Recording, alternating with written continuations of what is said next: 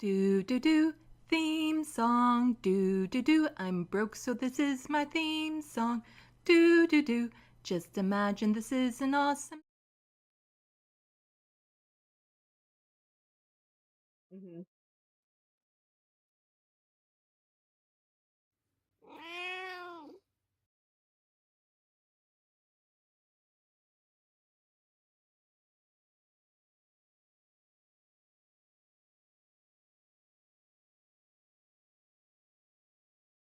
Do do do, theme song. Do do do, I'm broke so this is my theme song. Do do do, just imagine this is an awesome theme song. Do do, theme song.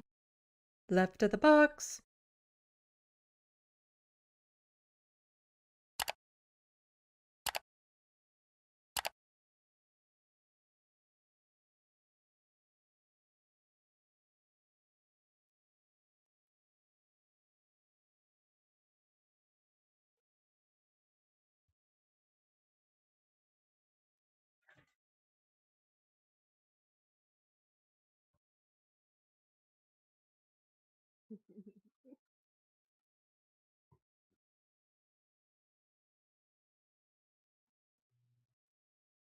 I'm very happy to be back on. I apologize to the audience. And right now, this dog is pushing my camera over. I don't have my usual streaming setup. Had to leave my house, but wanted to have this conversation. Regardless, super excited to talk to you about, the couple small events that have occurred in politics in the past couple weeks.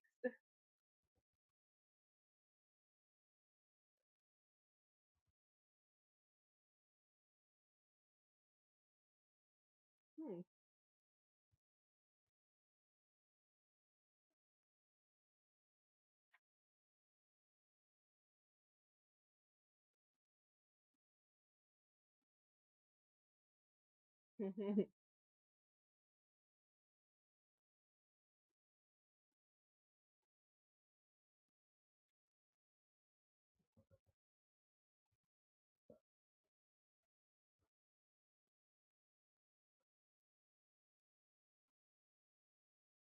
Oh, just you?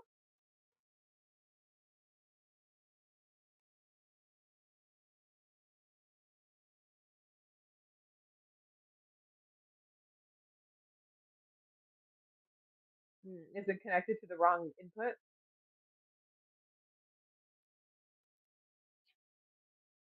I think there was an update recently. Oh yeah, went back to the default. Check, check. Stupid updates. Put my mic back to default. How about I start this whole mess over again? This will be the third intro. God damn it. Okay, let's do this properly. So we were never here. Do do do, theme song. Do do do, I'm broke so this is my theme song. Do do do, just imagine this is an awesome theme song. Do do, theme song. Left of the box.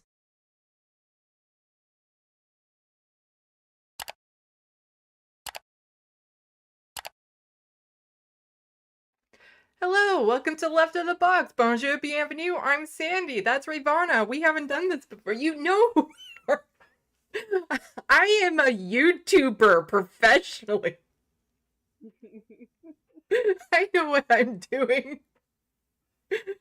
So people heard you when you said about your setup and stuff like that. And people just saw me go,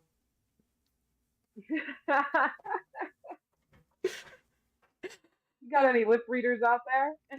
yeah. So far in the sandbox, we have a bunch of people hanging out. Soul Life, Shemagli, Zeke, Igloo, Hermeteorologist, Mudbugs, Mudbuds, Alex Zoot, Tamora from the Five. Hello, welcome. Sorry if I missed your name, and sorry if I'm reading wrong. I'm not used to reading with an eye patch on, so it's a bit strained. This isn't costume's sake. There is an actual legit reason why I am wearing an eye patch. Nothing major, just a minor eyelid surgery, and I'm going to horrify everyone. I had a little mole on the bottom of my lid that was actually rubbing against my eyeball. So I had to go in to get that removed. So they had to shove a needle into my eyelid to freeze it. So the procedure only took about 5 minutes. So I laid down, they shoved like a needle in my eyelid. Luckily, I can't see anything because the bright lights and I'm looking down. And so they actually had to like freeze the eyelid. And so it's like I could feel the needle go in at first before the freezing kicks in. And then, they literally cut it off because they'll send it in for a biopsy. And then the smell of burning flesh as they cauterize it. Because it's not like they can stitch it up or anything, and they don't want it bleeding all over my eyeball. Yeah. So nothing is like, it looks fine right now. It's not swollen or anything. There's no discoloration, but I can't wear makeup on it. It's greasy because I have to put an ointment on it 4 times a day for the next few days. And blinking is really annoying because the mole used to rub against my eyeball and that was annoying, but now it's the wound that hasn't healed yet, and that's far worse when it rubs up and down it. So this is just basically to hold the eyelid gently shut while I'm talking because I tend to blink more with all the lights and stuff here. And also, you guys don't want to see what my eyes look like without makeup. But anyway, yeah, so welcome, Rayyvana. I'm like, Happy to be back. Yeah. So I don't have like things planned for today. There's like a couple topics that we can talk about. Some interesting tweets from some former people that we might have worked for before. Ooh. Oh, and also very interesting, somewhat desperate tweets. Yeah. And also, just a reminder to Canadians and Americans who might be watching. So what I mentioned about my eye and stuff, we didn't even have to pay for parking because the gate was up. So my friend who drove me there and back didn't even have to pay for parking, don't have to pay for the biopsy, don't have to pay for the procedure, nothing. And if you Canadians like being this smug about our healthcare, you might want to start paying attention and doing something about it now because we're losing it. And I'd rather not wait until we're as bad as the United States before we start doing something, because I really like not having to pay for everything that I just went through. Right. I mean, maybe it's a scare tactic. I just got a bill for a routine healthcare check with my gynecologist, and thankfully I have insurance that covered almost all of it. But the bill was for $700, and I'm talking routine checkups, people. Yeah. And if I didn't have insurance, I would have had to pay every dime of that out of pocket. So you don't want to be where we are. No, that does not sound pleasant. Yeah, like we just struggle right now. If you don't have a family doctor, it's very difficult to get a family doctor. And you need a family doctor when it comes to referrals and certain things of that sort, or if you want to apply for some sort of coverage and whatnot. And there's lots of people who have family doctors they might not like because they might be queer phobic or misogynistic or something of that sort. Mhm. Oh, we're going to be getting into the patriarchy today. Lots to talk about there. So, I will try to remember to look into the sandbox. Zeke says, I love you too. Like the two of us. So, Oh. aw. Shemagli, I just assumed we've fallen into the darkest timeline. Yeah. Oh, it's Because, looking grim. yeah. And what I keep on trying to warn Canadians about up here and why I wish my channel could have more coverage is we're heading the same route. Like right now, if nothing changes, Pierre Poilievre is going to win the election hands down. Like, and just going to decimate the other parties. I actually suspect, like, it's just a gut feeling at this point, the NDP might actually lose party status with how many seats they lose. Oh my God. Because just like in the States, a lot of the working class people are going to the left, right. They're being persuaded by the right-wing populists, faux populists. He's lying, of course, Hmm. but they're being persuaded, and that used to be the NDP's base. Right. And I have this very strong suspicion that they're going to lose a ton of seats. Um, and then it's going to be very similar to what happened in the States, where it's not that Pierre Poilievre will get a lot of votes, and we don't even vote like that way per se, but it's just a Right. lot of people won't bother to come out. Yeah. Yeah. Depressed turnout is the opposite of what any left winger wants in an Mm-hmm. election. And I mean, I'm not super clued into Canadian politics, but I mean, obviously, what we had here was a lackluster campaign being run by our supposedly left wing candidate. Would I really classify her as that left wing? Probably not. But this pivot to the right helps no one because at that point, why not just vote for the right wing party if you're just going to brag about all of your right wing credentials? Mm-hmm. So. Yeah, well, right now, Justin Trudeau is doing everything Biden did, starting saying, like, Mm, we're letting in too many immigrants. We're going to stop, we're going to lower the cap on immigrants. And do you know what? It was my bad. It was my mistake to let in so many immigrants these past few years. Like, he's actually saying that. And, he's not going to offer any change whatsoever. And it is just so frustrating because the only way the Liberals would even have a chance right now is he needs to step down now and they need to get yeah. somebody new representing the Liberal Party who can convince people that they're going to give them something different. And that's never going to happen because Justin Trudeau, much like Biden, has a huge ass ego. But I think with Trudeau, there's a little bit more going on, whereas he wants to meet and surpass his daddy's legacy Right. because his daddy was Right. prime minister for quite some time.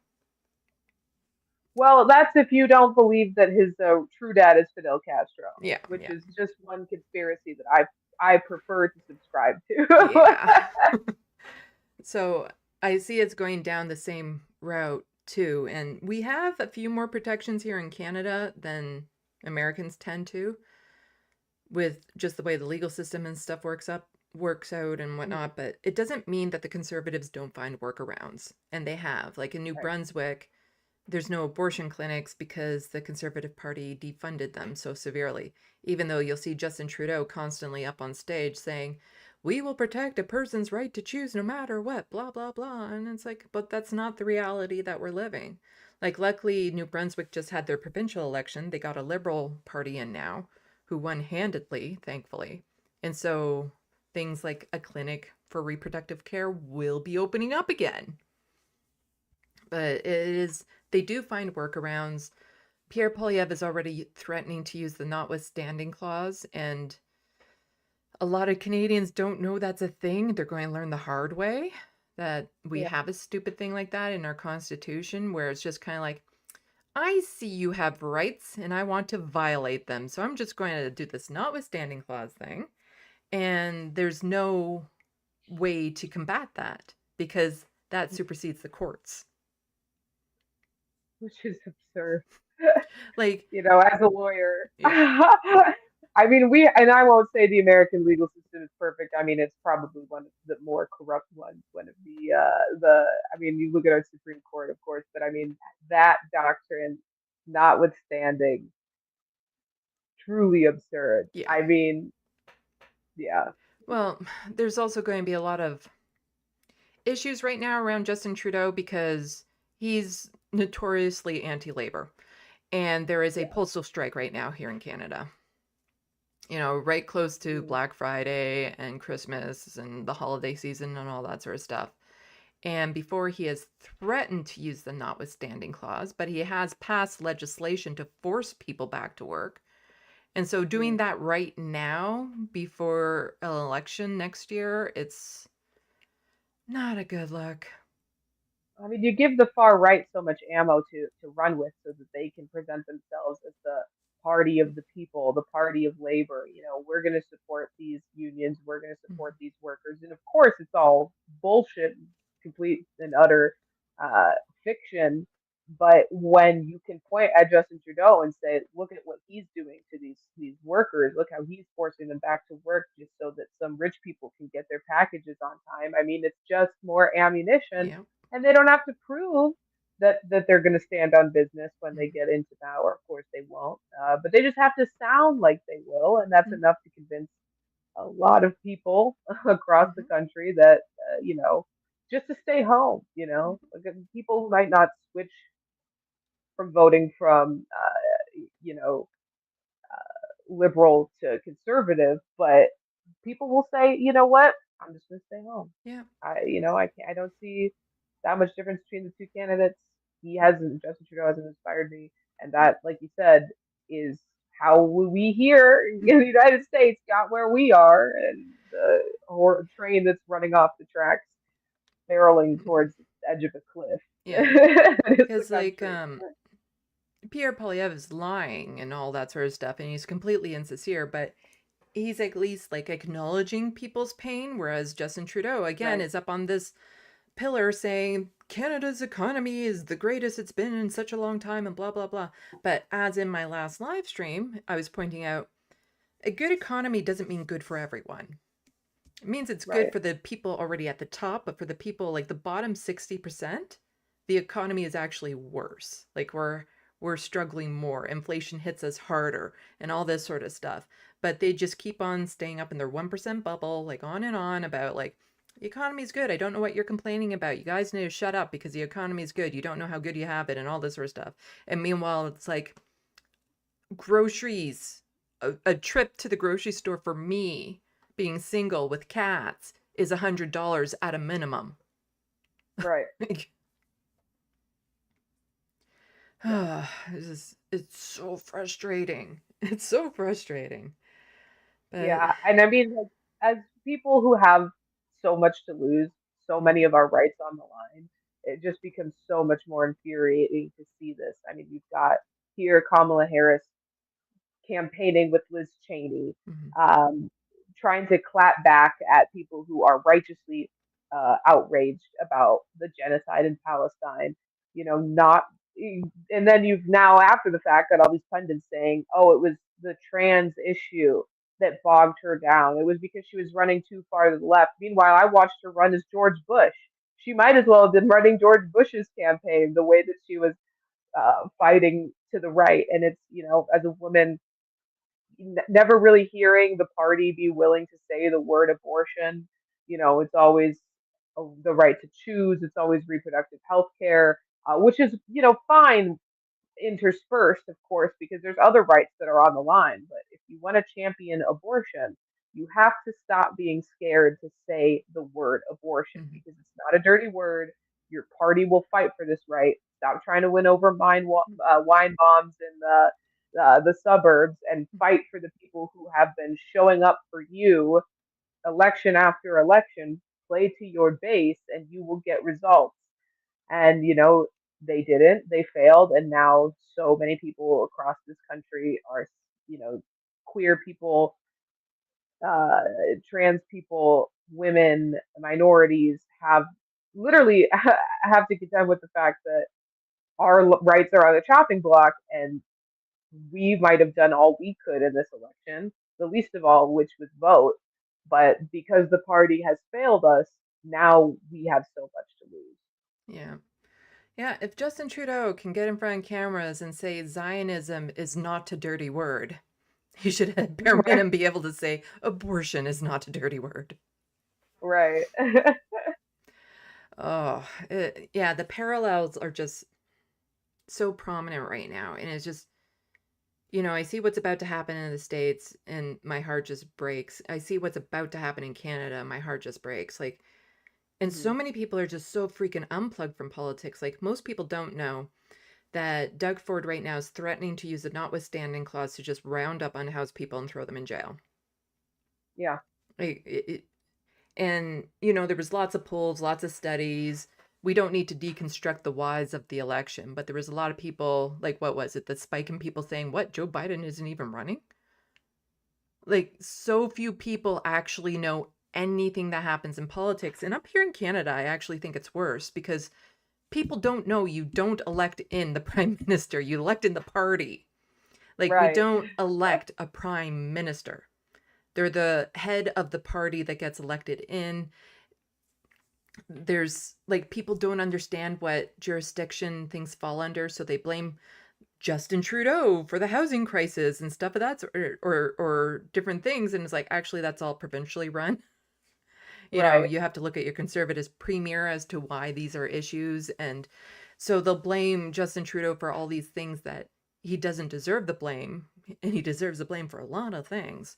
And it's just so frustrating because politicians are allowed to lie, and I don't think people really understand that part either. That they are Right. allowed to just blatantly lie in their campaigns and their social media when they're up in front of cameras, and the media never challenges them in that moment. So for a low information voter who's just checking in and they see Pierre Poilievre say this wonderful, like, oh, that actually sounds kind of good, and then they don't hear anything pushback, they don't hear anything else. How are they to know? How are they to know? Right. Right. And I mean, if there's such poor outreach by the politicians to reach these people, and they don't have a good ground game. And I mean, even that here in the United States, the Democrats had a strong ground game. I mean, they had uh, such a strong door knocking campaign that people were able to knock doors and then return to those same houses and knock doors again, which, for me, I wouldn't love that. I wouldn't love for a stranger to show up at my house Yeah. unannounced, not once but twice. Yeah. But it's not even necessarily the most effective way to reach people nowadays because the people who open their doors for strangers, that's probably not the base that you're trying to turn out as like the Democratic Party, let's say, because Hmm. you need young people. Young people don't even pick up the phone, okay? They're definitely not going to open the door for a stranger, right? You need people in urban areas where it's not that easy to knock on doors because it's apartment buildings. Um, People who work long hours and aren't going to be home at the time that you've got these door knockers out. Maybe the texts. I don't know how effective they are, but maybe a stronger outreach campaign like that, or even just trying to reach people where they are. Where are young people? They're on YouTube. They're on Twitch. They're listening to whatever fun little podcast is popular at the time. They're watching their favorite streamer. Try to reach them that way instead of going on stage next to Liz Cheney and Yeah. Bill Clinton. For the love of God, Well, just talking again on MSNBC, which your like core base of lived up voters will be there, but the people who you need to turn out will not already be mhm. there, and it's just such a disconnect between what we can see as people who are in this online creative space versus these, I mean, highly paid campaign strategists just can't see or aren't willing to learn about. It's embarrassing for them, and it's embarrassing for them at the expense of us. Well, just to say how poor the texting game for the Democrats are is I can't tell you how many texts I've received from Nancy Pelosi. It's like, could you at least screen out the Canadian area codes at a bare minimum? Just screen. I'm not, I don't think it's legal for me to send money to their campaign. Ah, that's Like so it's funny. just It is illegal. So like it's just but it's one of the things because like now there's a lot of and I do understand this, especially as somebody who presents female, is queer and all this sort of stuff, this absolute frustration and this basically this anger at all the people who voted for Trump and things of that sort. But it's like if so many people didn't even know Biden was running, right, can you really, Jen, just blanket statement say all of them are racist, bigoted, hateful people who voted for Trump? A good chunk of them were, no doubt about it. right. But I think there's a lot of people who just, oh, Trump seems outspoken and stuff of that sort, and he seems fun. And they might, like, people in our bubbles will say there's no way people don't know that he's been charged with all these sexual assaults and stuff and that he's been found liable and all that. There are people who don't know that. Yeah, just as you said, there are people who didn't know Biden Mm-hmm. wasn't the candidate. Of course, there are people that don't know that. I Mm-hmm. mean, and maybe this is a small microcosm of individuals, but I grew up in a pretty poor area, um, mostly Latino community. Education in my hometown, piss poor. I mean, so bad that every year we would get a letter saying you never met the educational standards, the school district. So if you want your kid to be bussed out to the rich neighborhood to go to school there, you have that option. Like that's like what I'm talking about. Like 50% of my high school class that we started with in freshman year dropped out before graduation. It was not great.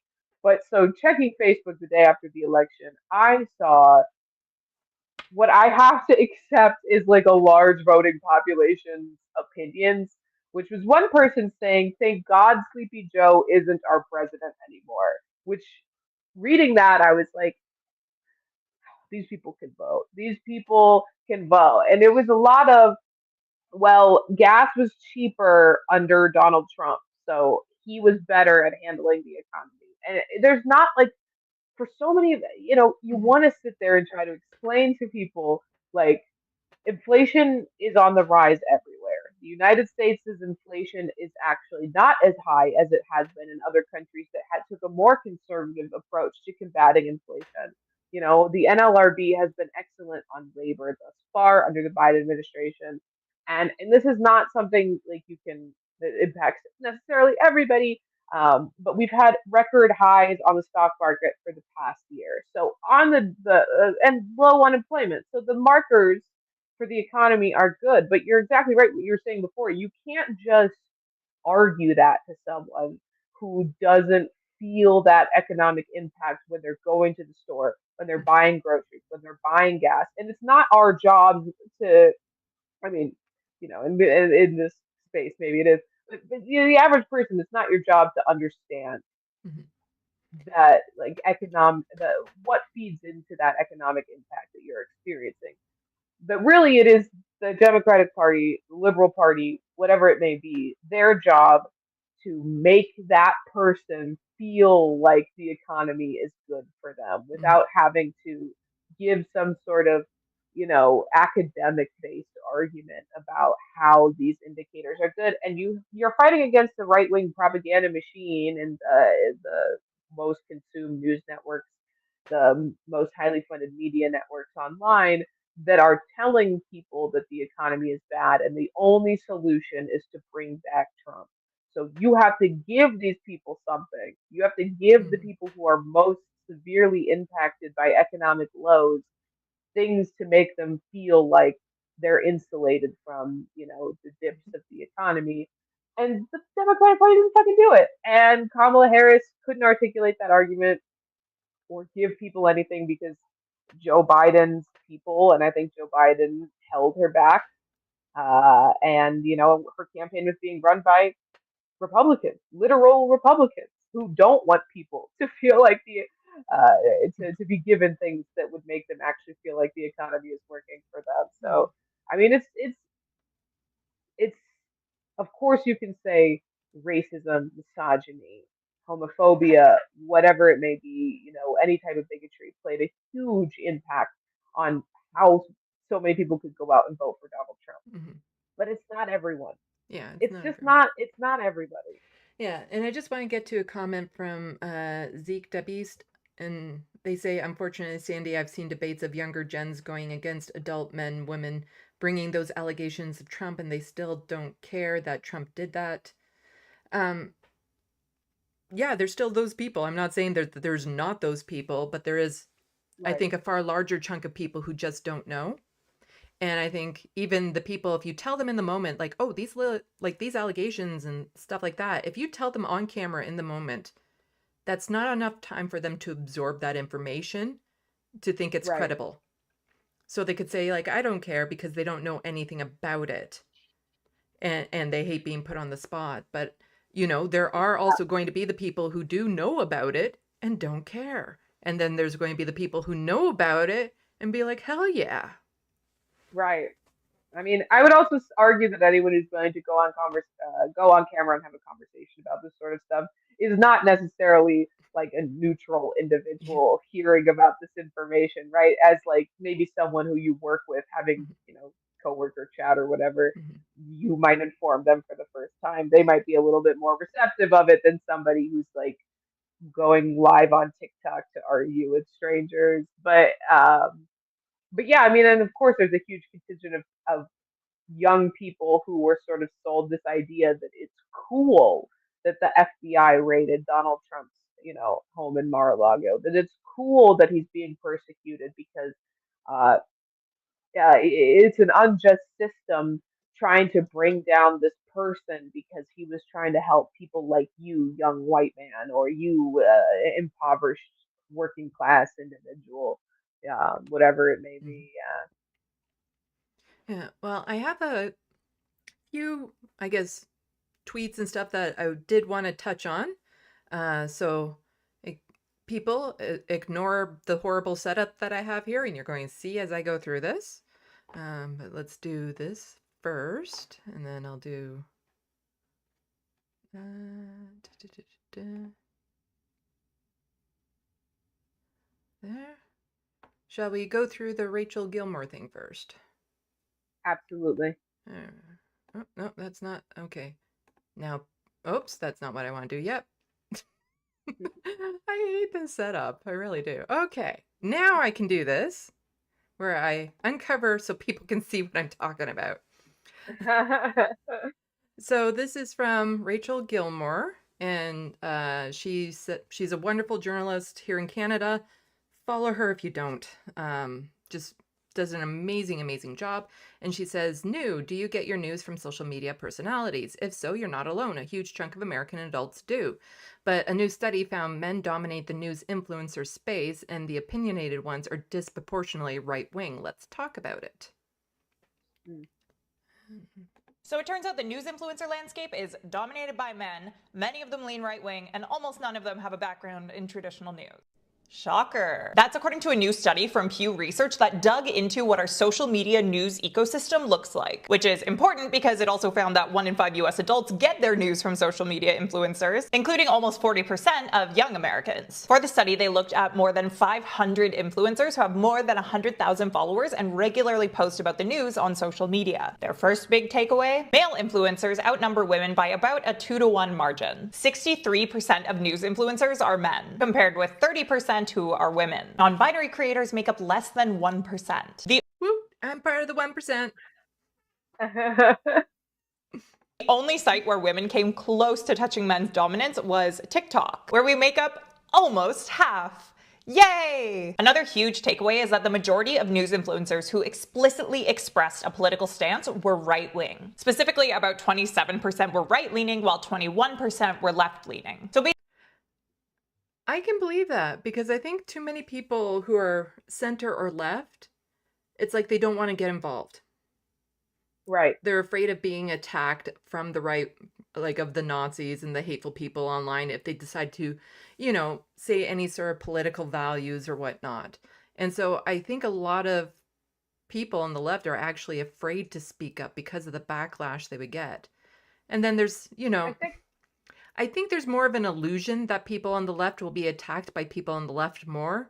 And I think there's a certain organization that really kind of blast that kind of illusion out there, because as far as I Right. know, you can have disagreements on the left and not be canceled. I mean, I think that's absolutely true. I think that the repercussions of being a right wing influencer are slim, first and foremost, slim to none. I mean, because your political opponents aren't willing to use the type of tactics that you as a left wing influencer would experience from right wingers, coming. Just as an example, I mean, getting swatted.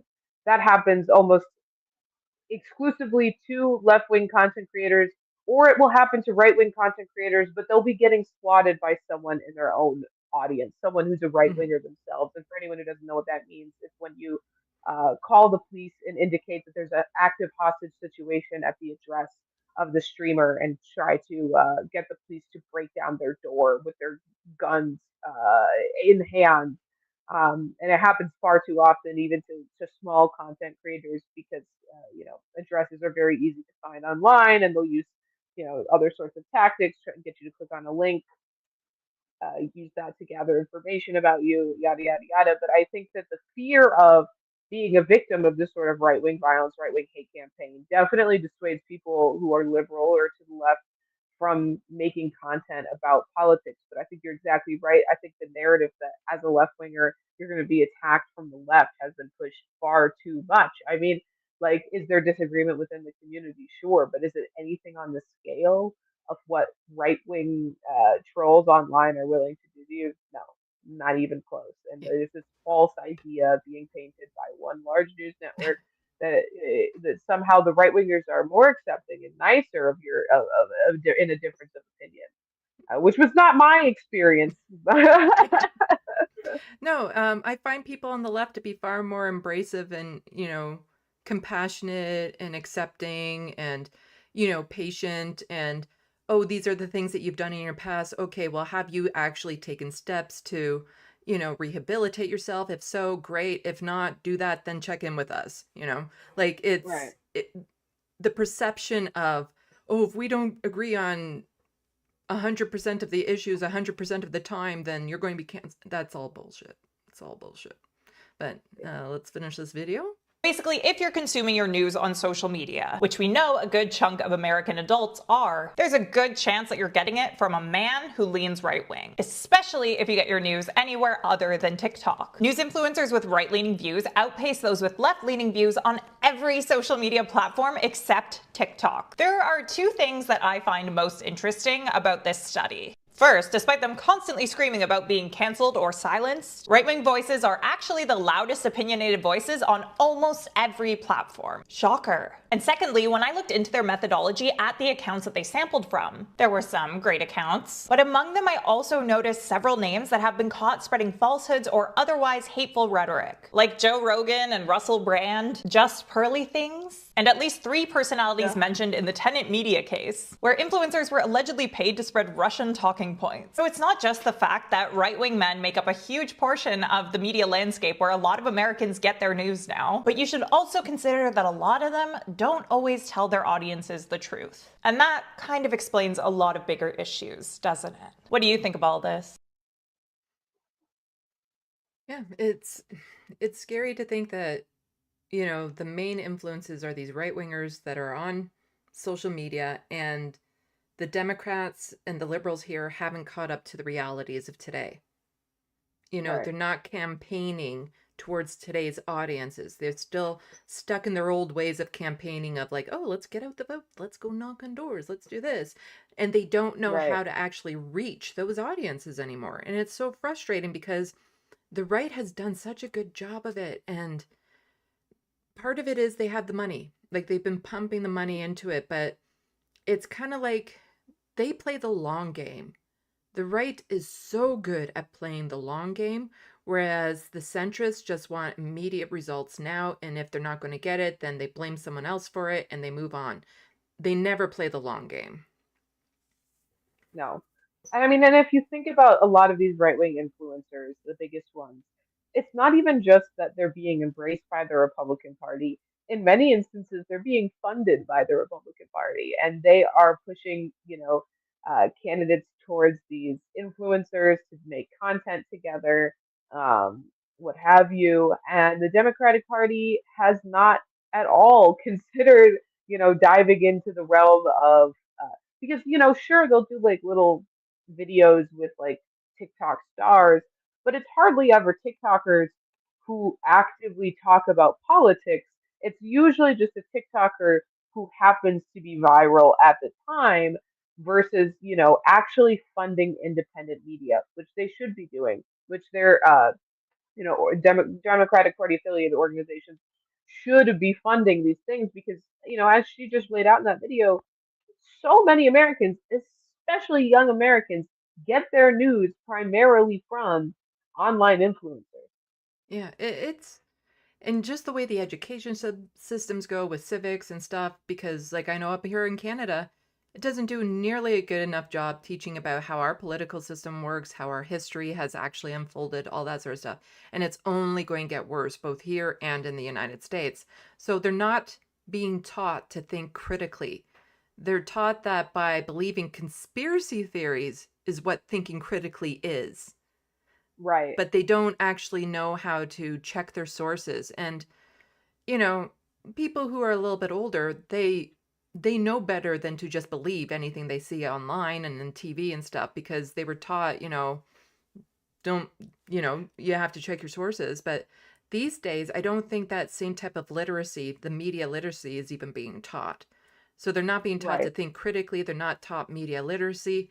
And so many people just believe these things. Like, my God, we had a candidate who's now a politician in BC, an MLA, who was spreading a meme that to cure COVID, you point a air dryer up your nose and blast it at 52 degrees Celsius.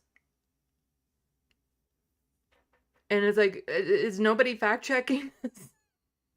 Oh my God. Oh.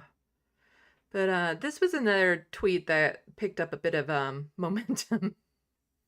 Ugh, I the don't know Intercept's who worst is. product, leafing. Yeah, I don't know who this person is. Independent journalist? Okay, there's another problem.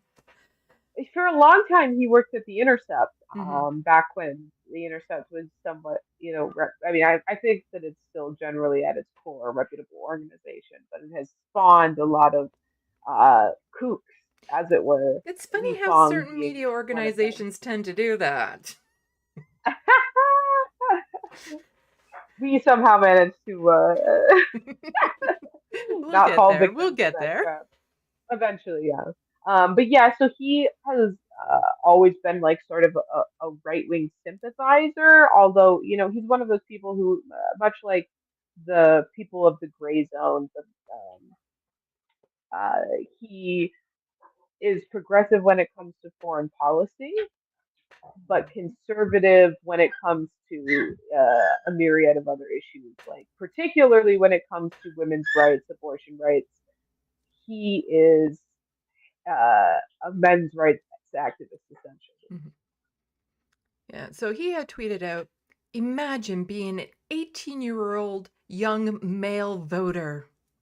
Just imagine it. This is like a rom-com from the early aughts.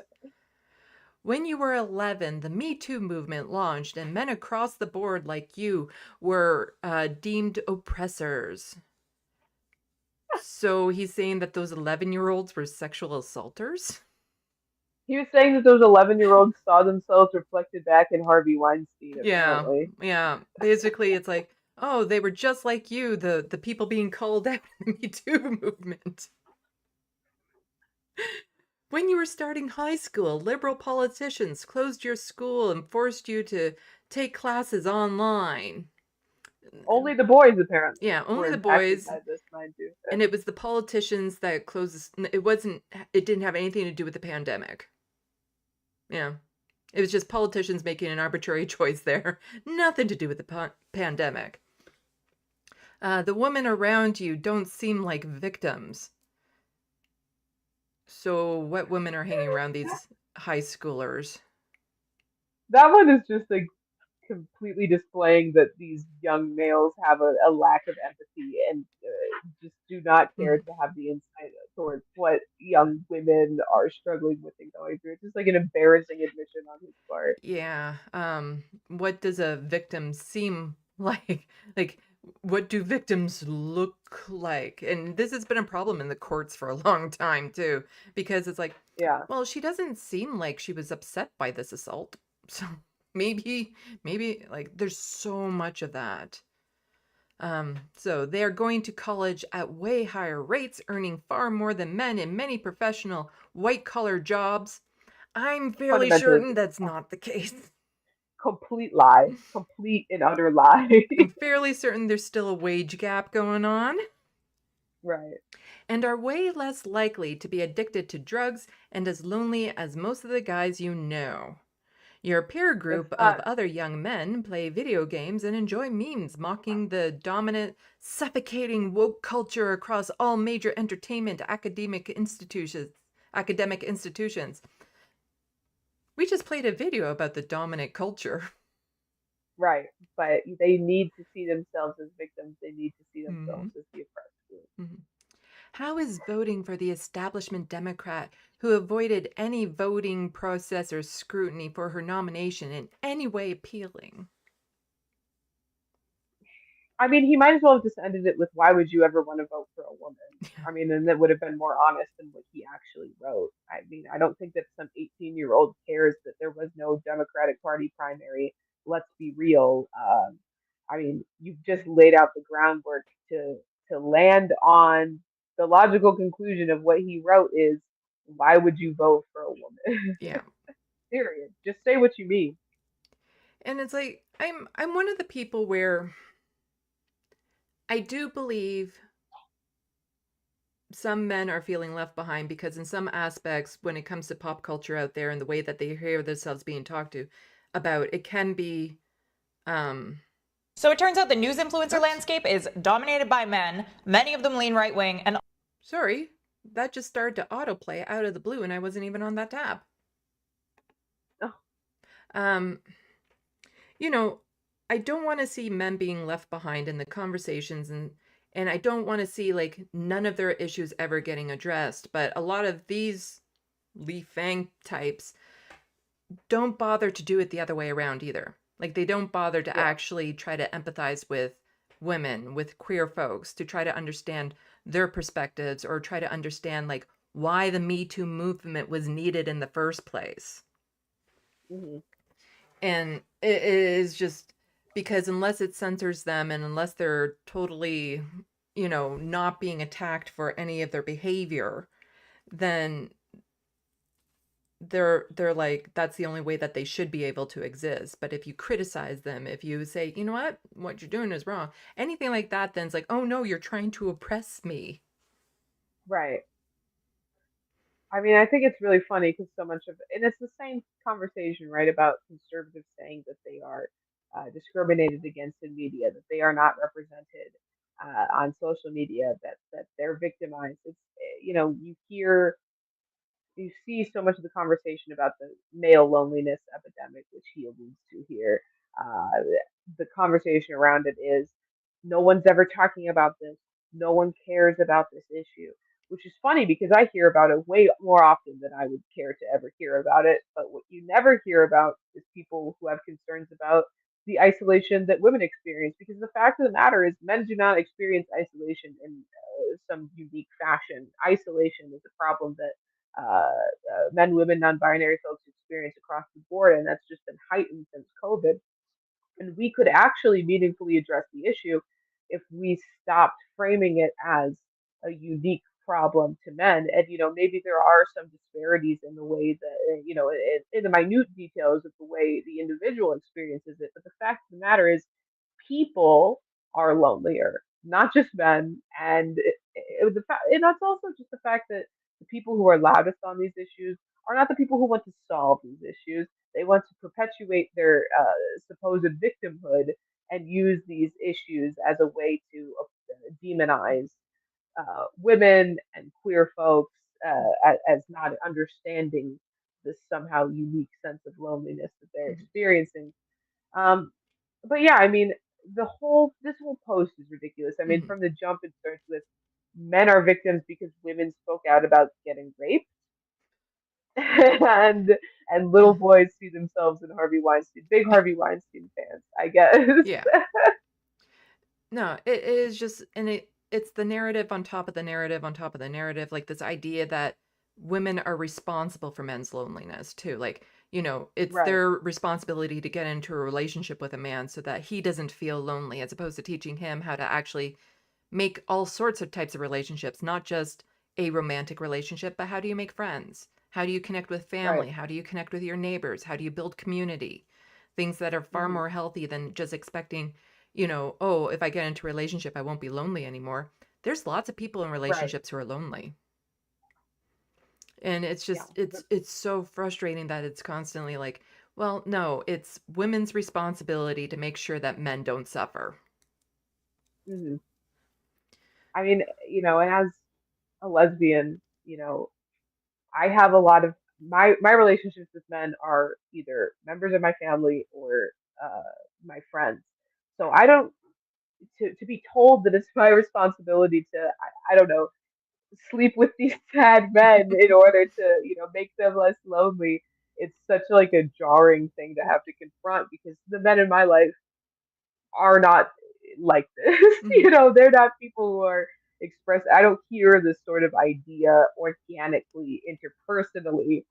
But that seems to be the only solution that the Li Fong types of the world can come up with is that women need to shoulder the burden of men's inability to, what was a couple of things he says, being addicted to drugs and being lonely, like not going to college at those rates. It's like some of these, some of these boil down a little bit to personal responsibility. There's nothing I can do Yeah. to make you go to college. It's Yeah. like, Yeah, no, it's just so frustrating that people who had prominent platforms can make these turns and the platform still, give them the credibility that they need to spew these things. And then other yeah. people think they're credible because, oh, well, he's a journalist of some sort. He's an independent journalist. And we have issues with that up here in Canada because there's this magazine called Canada Land.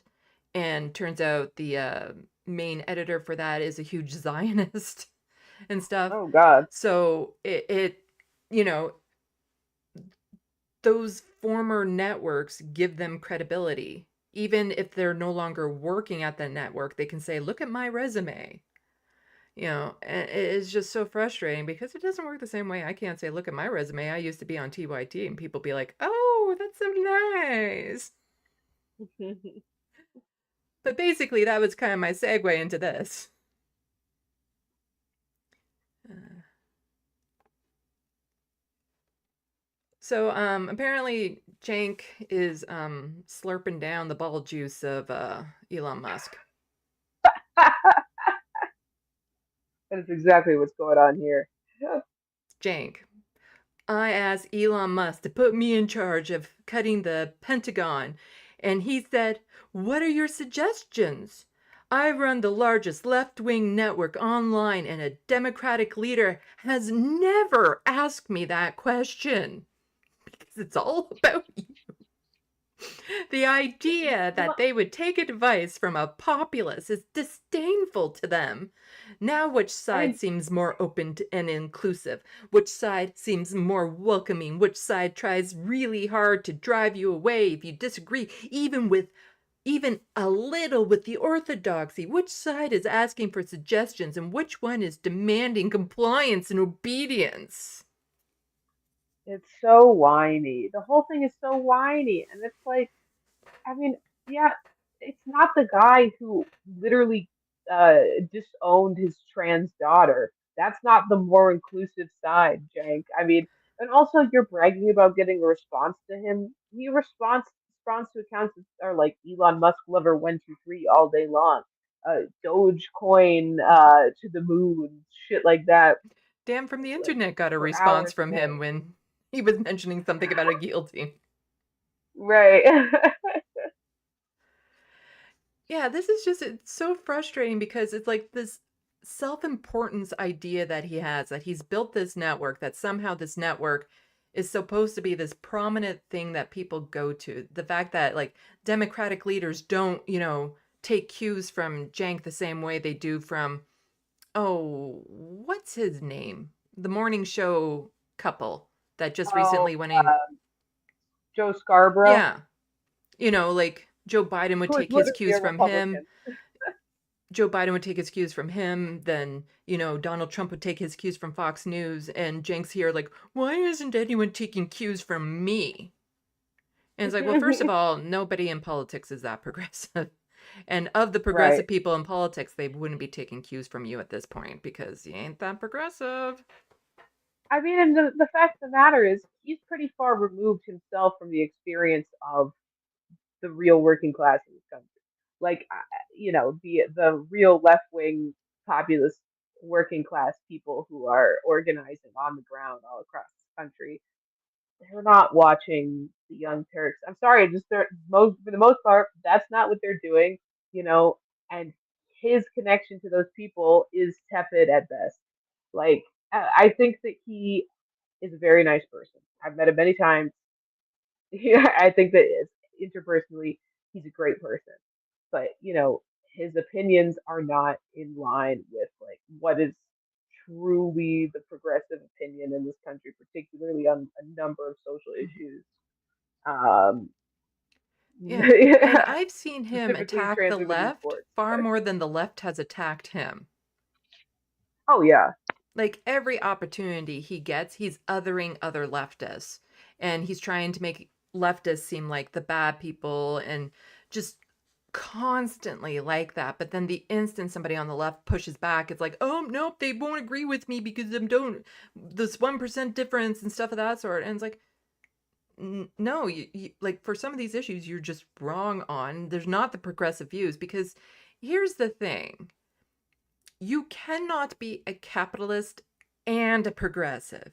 You can be a right. capitalist with some progressive views, but you can't be a progressive and think any part of capitalism is like, oh yeah, sure, I'm fine with that. They're not really compatible that way. No, absolutely not. And I mean, it's embarrassing having worked. I mean, listen, again, I think that he's a very nice guy. He reached out to me after my dad died. He's super supportive. Like he's been nothing but nice to me. I want to say that. Um, but the fact of the matter is, it's embarrassing having seen the sheer amount of right wing uh, media that only exists to make fun of the Young Turks. I mean, how these YouTubers that while I was working there, I saw time and time and time again, their entire channel is just them making fun of the Young Turks, attacking the Young Turks, attacking progressive ideals, attacking left wing news media, and no focus on that whatsoever. But the one a couple few times, someone on the left pushes back against you, then it's we're all purists, you Mm-hmm. know we're not allowed to disagree with each other apparently, blah blah blah. But the right wing seems to be more accepting than the left wing, and I'm like, there's an entire media sphere that exists just to make fun of you, just to make fun of this network. Yeah. So why are we bringing so much smoke to people that agree with us Yeah. on everything else instead of just trying to hear them out and understand the difference of opinion there? I just wanted to point out Emma's quote tweet to Cenk saying, why does your assessment of politics change based on who pays attention to you, specifically a billionaire? It's a badge of Right. honor for me that this union busting natalist freak finds me disturbing, but I guess being a populist means having the richest person on earth agree with you. That's how you know you're challenging power. You know for the people. And let's just get back to the two people view here. I mean, she makes such a good point though, because, and this is what I was trying to get at. There is a disconnect between him and what populist really means and what the average working class person's opinion is. And if you want to be a true populist, you should be championing what the working class cares about, what the actual left wing consensus is on the issues, and not trying to fight for the attention of this freak who is having as many children as possible, sowing his wild oats anywhere that he can, disowning his trans children, calling someone who rescues children who were trapped in a cave pedophiles. I mean, this guy is a right wing freak to Yeah. the nth degree. Why would you celebrate him responding to you one time? And it's not even Elon Musk saying, "Oh, you have some very valid points and I agree with Right, you and we should do this." Elon wasn't agreeing with him. Like he was just saying, "Oh, so what are I'll give you a little seat of attention. What are you thinking?" right. But That's as it. soon as Cenk went to like spouse his ideas of what should happen, I don't think Elon would be on board with them. No, certainly not. I mean, why would he ever betray the class that he belongs to, the billionaire class, to the benefit of what? The actual American people? He doesn't give a shit about that. He doesn't really give a shit about anything aside from right now maintaining his subsidies he gets from us, the taxpayers. I mean, he's one of the larger beneficiaries of American taxpayer subsidies for uh, projects that are not to the benefit of the rest of us. So why would he ever care about, slicing and dicing of these military contracts that we have for these, massive corporations? He doesn't. Yeah, Those are his peers. but it's just like I get this weird sense that he just seems overwhelmingly offended that nobody in the political system has taken notice of him. That none of the Democrats have taken notice of him, that he's not a political player, that he's offended that this network that he's made for the home of progressives, isn't a go-to for politicians. Politicians aren't like, "Oh, can I come on your show? Can I come on your show?" They're not like, "Oh, that's a very valid. Why don't you sit at this committee meeting and give us your ideas and all this sort of stuff?" The fact that they aren't worshiping him, it's almost like Mm, he's offended by that. And then suddenly, like, here's Elon Musk just giving him a grain of attention. And it's like, see, he's doing it. He's doing it. So why don't right. you? Why don't you see my brilliance? And we were talking about this earlier. There is some truth to the argument that the Democrats have abandoned the independent media and Mhm. Republicans have embraced it. And I think that that's a fine argument to articulate. But the perspective that he's coming from is one of sheer, feeling jilted personally. Like Yeah. you have to remove your personal interest in this and not praise Elon Musk for responding to you once, Mhm. where you can still criticize the Democratic Party for not embracing independent media, and using it the same way that Republicans use it. But it is just giving I'm feeling bitter as opposed to Mhm.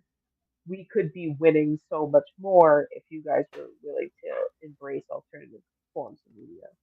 Like, it's so depressing to me to see, like, ever since the election, the amount of damage TYT is doing to the movement right now, like to the progressive movement with some of the rhetoric that's coming out of them, like Jank and Anna, and specifically about, because even Jank was on like, "Oh no, Kamala was focusing too much on trans people."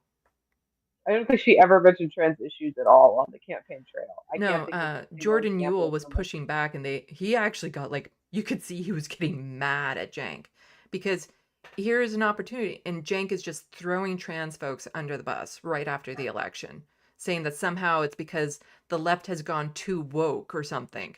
And it's like, you can't be progressive and then just be like, "Oh, this group doesn't support my views. They're not helping, under the bus. We don't need them." It's just, it's, I mean, even if the campaign had embraced, trans rights, which it didn't, but even if it had, you know, it, that would be a good thing. yeah. It would be a good thing to fight for the rights of a heavily oppressed group of people as the party of civil rights.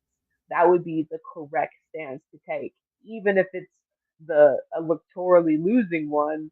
It would be the right thing to do. So to like look back on it and be bitter, which again they didn't embrace it. They still lost the election. So how could you ever point to trans people as the reason that I mean, I'm sure that if you looked at trans people across the country and their voting patterns, they would be overwhelmingly in favor of the Democratic Party. But you're right; it's just throwing them under the bus and it's lazy analysis Mhm. of what happened in this election. It's a Yeah. scapegoat, is what it is. Because there's a news article, right? I wanted to get to this news article. Let me just actually go back to the news share. Du- du- du- du- du- du- du. I have so many things here. Um, let's go back to get this back up on the screen.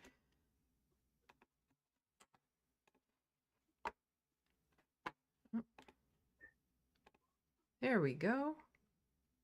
Yeah, Because right now we have this. So Representative Mace introduces measures to ban trans women from Capitol's female bathrooms.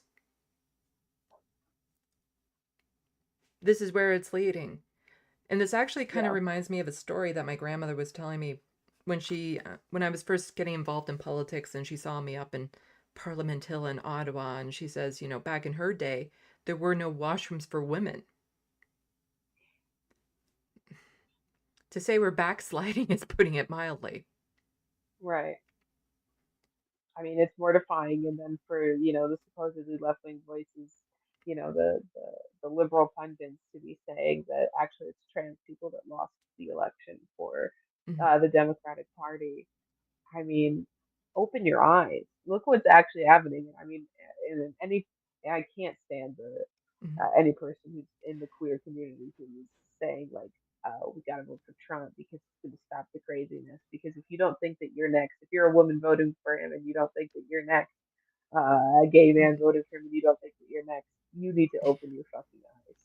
Yeah, it's just it's so, again, my heart just, it's a profound sadness I feel for the United States, because you have things like this, just the amount of people that Trump is appointing that are literal sexual assaulters, pedophiles, Right. people, I just the worst people possible.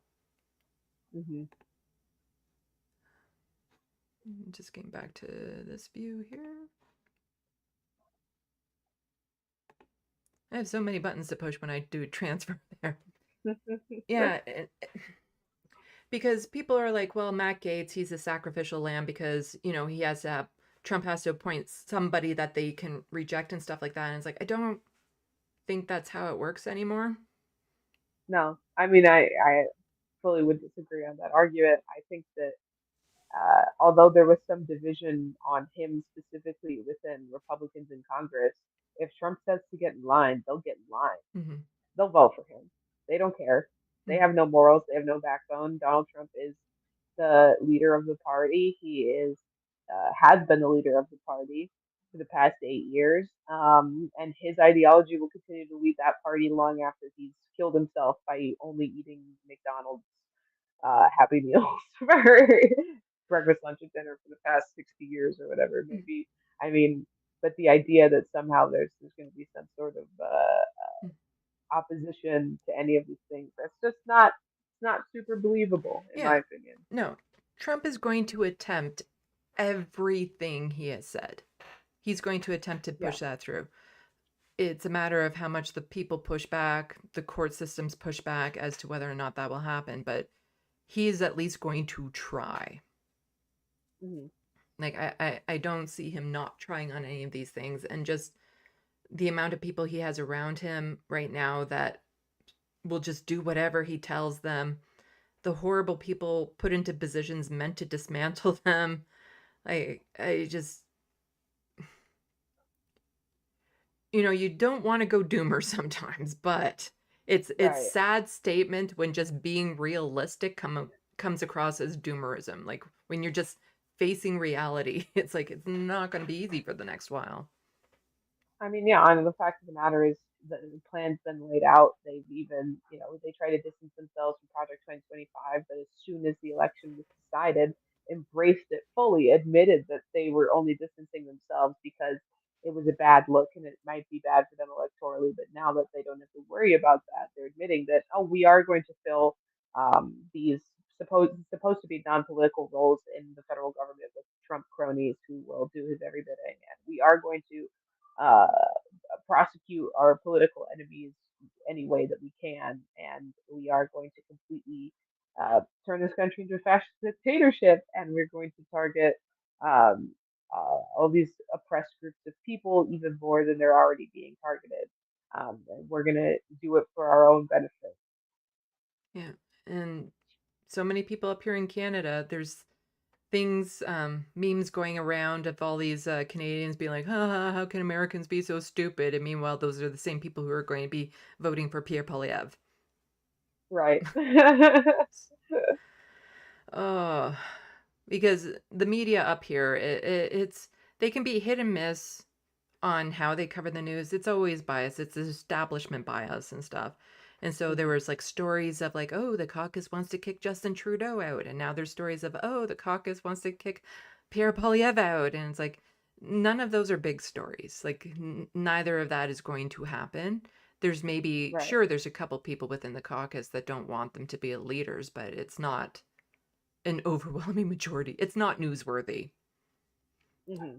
when there's so many things that are newsworthy that just aren't getting out there. And it is like, again, how do we get our message out there, especially as like independent leftist people? How do politicians get a more progressive and leftist message out there? Because like my channel is still teeny tiny, and there's very Hmm. few channels in Canada that are devoted to Canadian politics for the most part. Yeah. And even in the States, like TYT being the largest network, doesn't come close to competing with all the right-wing networks that are out there. Not at all. And just the algorithms, the way that they're designed, and this showing up in different people's feeds and recommends, it's virtually, I don't get that much traction on my videos because of it, unless I'm like insulting Pierre Poilievre, and then I get a lot of traction on those videos. Right. Yeah, I love But looking the at my videos that you want to. hmm, Sorry, go ahead. I like looking at my like to dislike ratio. I can tell which videos I did on Pierre Poilievre because it's like 98%, 98%, 34%, 98%. And say the videos that, like, especially working for Rebel HQ, the ones that you want to perform well, the ones talking about, queer rights, the ones talking about the environment, the ones talking about, labor rights, never perform well.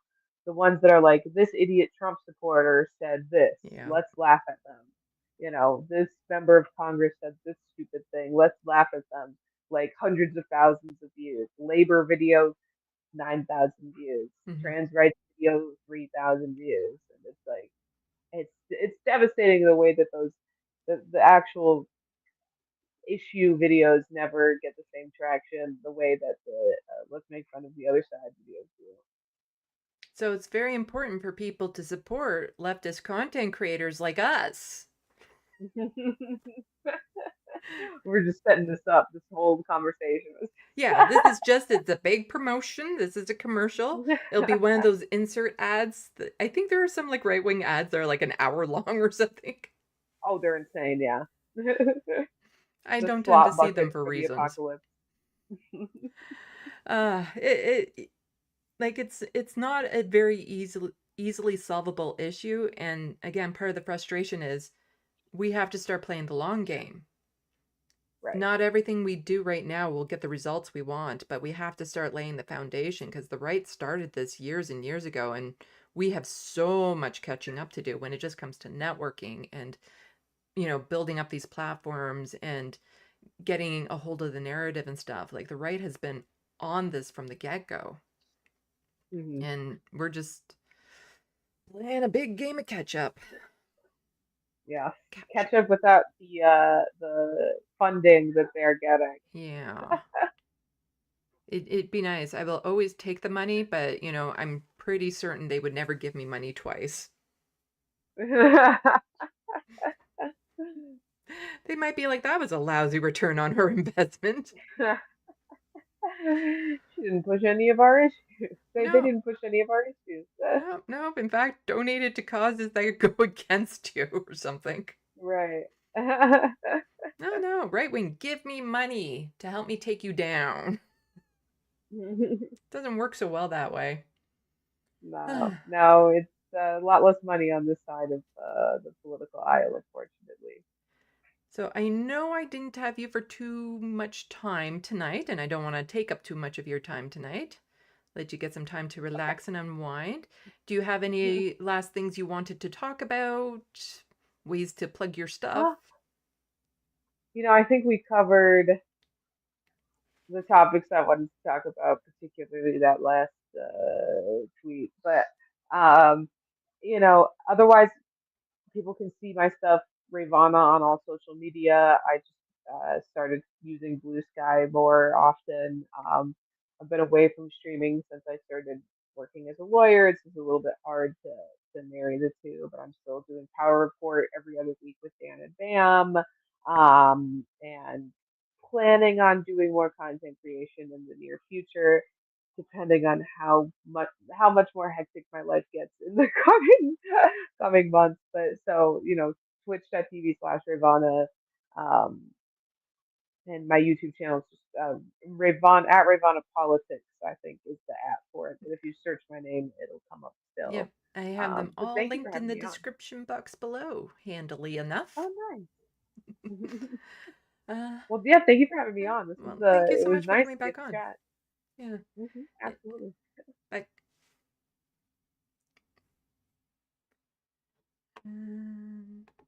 There we go. Hello, hello, everyone. Well, I will spend a bit of time checking out the sandbox, but just given my current situation, I'm about done for the night too. With my eye patch on. Again, there's no real discomfort other than my eyelid is terribly itchy and I want to but I can't rub my eye either, which is annoying. And again, it doesn't look horrible. It is just, it's irritating. It's irritating. So let's check the sandbox. And I'll be getting more clips out for people in the near future. So please keep on checking my channel for clips that I post. And if you can, if they're under 100 views, give them a courtesy watch. You can hit play, mute it, watch something else. Because it helps in the algorithms if they get over that much. So, let's see what people are saying in the sandbox.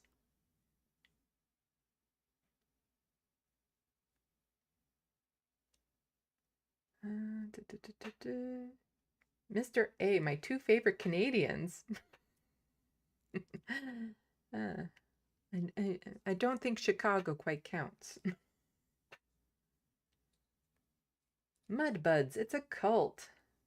Zeke also saying it is a cult. It is the Trump cult.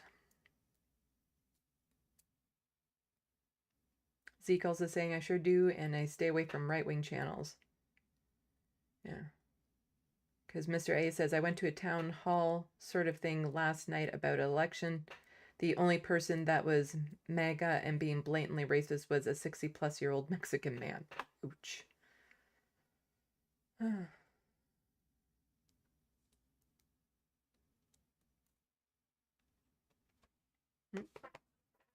Zeke said, you get right-wing bots coming into smaller lefty channels and attacking content creators. Yeah, fortunately, I don't get too much attention from them yet.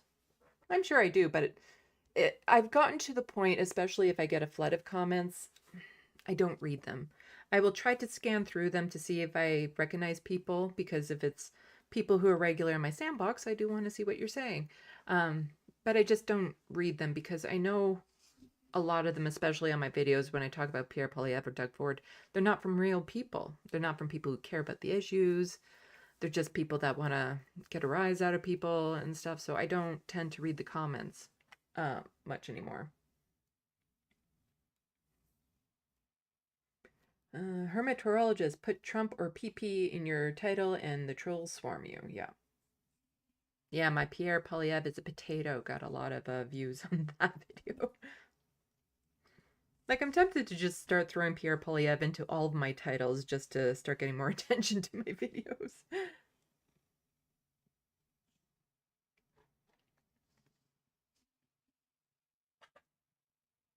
Bad Lefty, this strikes me as a paragraph-long self-report. You're talking about, that person who was tweeting out about, like, just imagine yourself as an 18-year-old boy. It's like, who goes around thinking that? Like, yeah, I'm just going to imagine myself in the body of an 18-year-old boy. Huh. That's totally normal. Like, it's something to empathize with people's positions and stuff and what they're going through, but be like, no, no, imagine yourself in that 18-year-old boy body, just what that would be like, having that 18-year-old body of a boy. Just imagine yourself in there. Nothing creepy about that at all. Mudbud saying incel energy, yeah.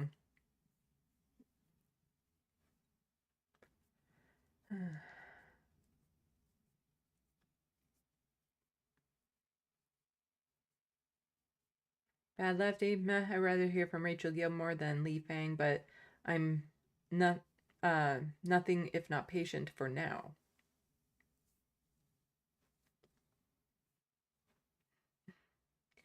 Got a nice kitty on my lap.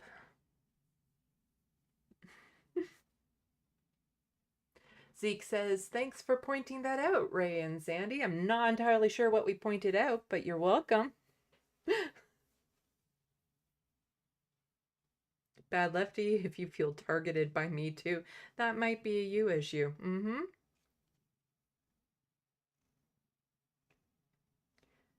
Shemagli, I hear so many women these days saying, yes, they are lonely, but they're just done with men. I would be lonely if it wasn't for these guys. These babies. Okay, Abernathy. Here we go.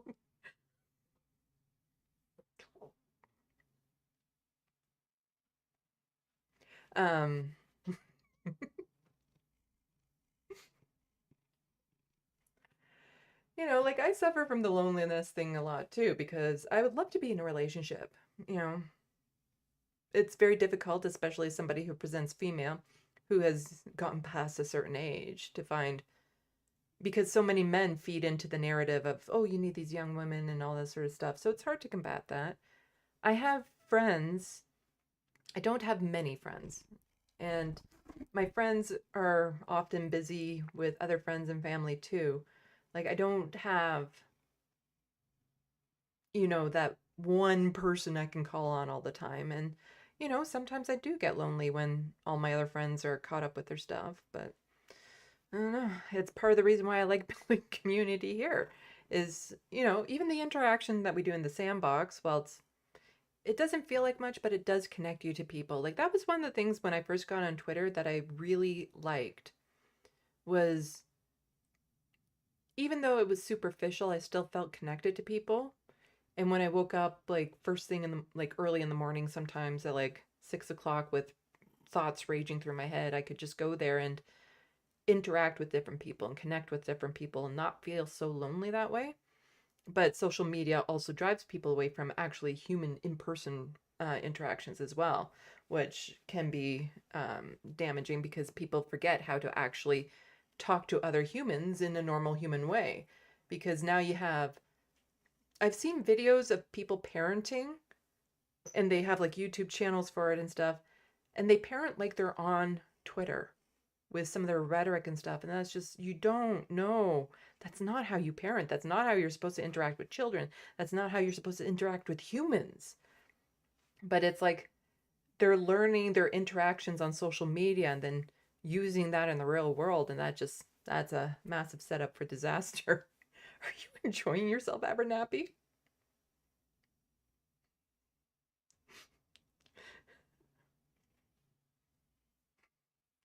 I haven't been able to hold him like this before for so long. He seems to be liking it. He's purring.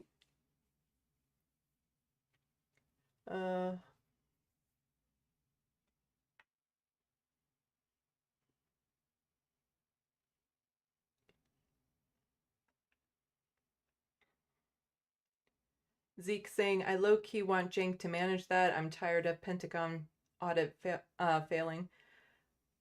Like, I have no doubt on some issues Jenk's ideas would be good, but this entitlement he has that he should be heard. Hello, Looney Tunes.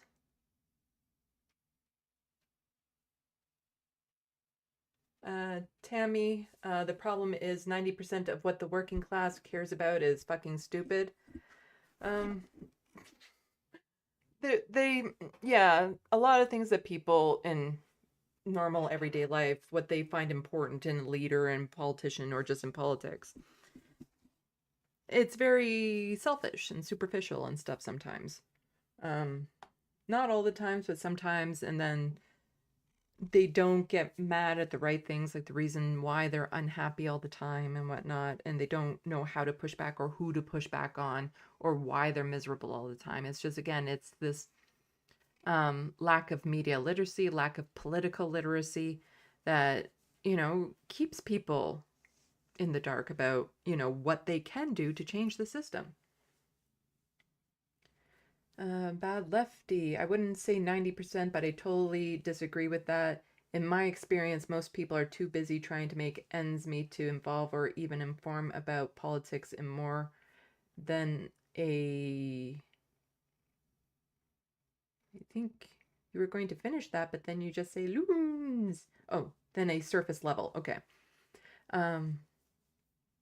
Yeah, and that's deeper dive stuff too, where people are just so focused on surviving. And this is why, people who live with poverty tend not to get involved with activism or politics because they're just so busy surviving, trying to keep a roof over the head, trying to get the bills paid. If you're on the streets, you're definitely not thinking about like, oh, who should I be voting for? You're just thinking about where you're going to get your next meal.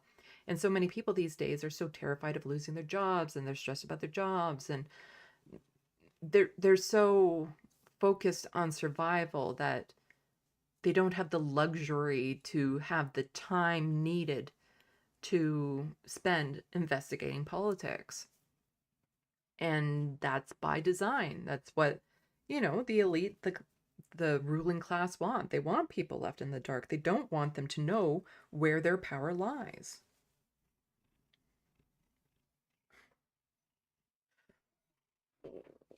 Big baby. Big baby.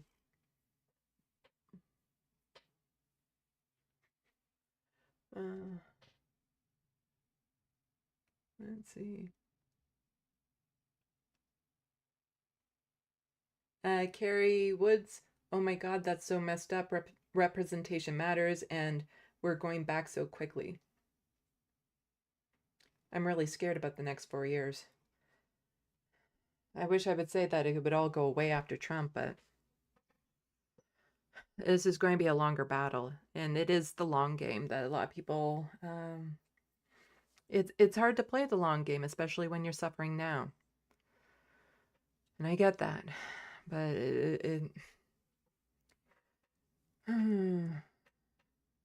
I wish you could just snap your fingers and make things okay, but it's going to take a lot of work from a lot of people in order to start righting this ship.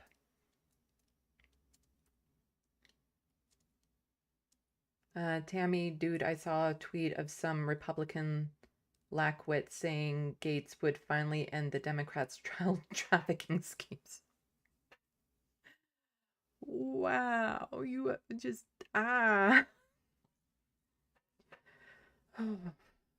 And the way that these people get away with it, like he stepped down from his position a couple days before the report was out or something like that.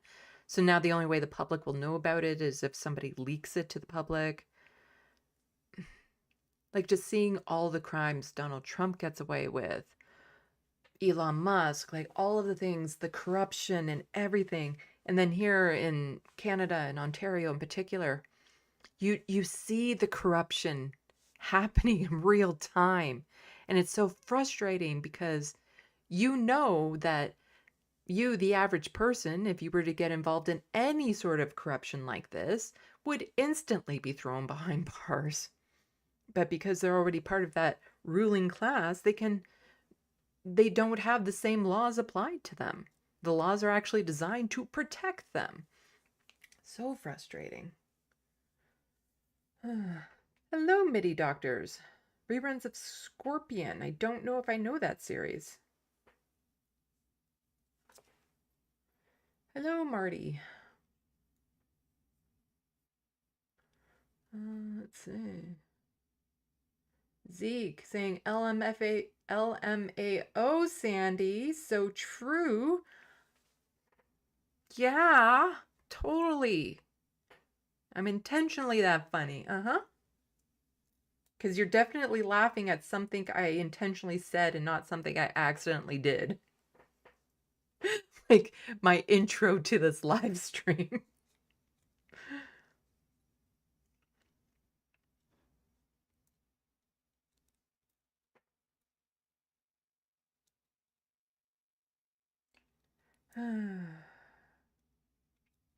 Let's see. Zeke, Sandy, what I loved about your TYT days was your thoughts on the political climate. Always enjoyed seeing you. Why, thank you. We were talking about like what videos did well and which ones didn't. And I was pleasantly surprised that one of my videos specifically about disabilities actually did quite well. And I think it's just a lot in the advertising, the clickbait thumbnails, the titles. They could have changed that up more for other issues to get out there more, because there is a market for it. There's definitely a market of people wanting to hear that content, wanting to hear that perspective. But if all you're focused on is getting the most amount of clicks, then you're not going to cater to, the untapped markets of people interested in disability rights, people interested in what's happening with people living with poverty and all that sort of stuff. And it was just so frustrating. It's like, oh, I did a video covering the good liars and it gets some of the highest views that I had. And one thing that kind of always got under my skin working at TYT was the way that they would use other leftist content creators' content. Because when we used a video from the good liars, or there was Trey something or other, he's a comedian. Oh, I forget his name. It's not like they were getting a cut of the profits. It's not like they were getting the attention. And quite often they weren't, like, their channels weren't linked to. Like, TYT does a very poor job of advertising other leftist content creators of any sort, unless they're lucky enough to get onto the main shows and they can plug their own stuff. But that's also part of their branding, where Cenk often says, this is the only place you can get the truth. This is the only place you can get the perspective, the leftist perspective, the progressive perspective. We're the only ones speaking truth to power and stuff of that sort. Because I think part of it is he knows that if other people start investigating other leftist content creators, they'll find out TYT ain't that leftist anymore. On the whole. Like, again, of course, there are people still part of TYT who are great, who are totally progressive and all that sort of stuff. But when the CEO of the company, the head person, host, the second head co-host, the producer and stuff, when their takes are becoming so centrist right-wing, it becomes louder than the times that they're actually supporting the progressive people. And how much, because I just think, like, if people are new to their show, the audience that is new to them, that's more centrist and right-wing, you can see them, oh, well, they're just covering this story about progressives to toss them crumbs to keep them interested. They don't really mean what they're saying. Like, it's easy to dismiss whenever they do cover progressive issues from a progressive perspective. It's easy to dismiss it as just catering to that side, as opposed to, no, this is something that they fundamentally hold true to their heart, when they don't have consistent progressive ideals. They just pick and choose progressive ideals. And a lot of their issues when it comes around policing and queer folks and all that sort of stuff, when they're anything but. And then their centrist and right-wing crowd will look at them like, oh, that's when they're being authentic. Not when they're catering to the progressives. It's when they're saying that trans people is the reason why Kamala lost the election.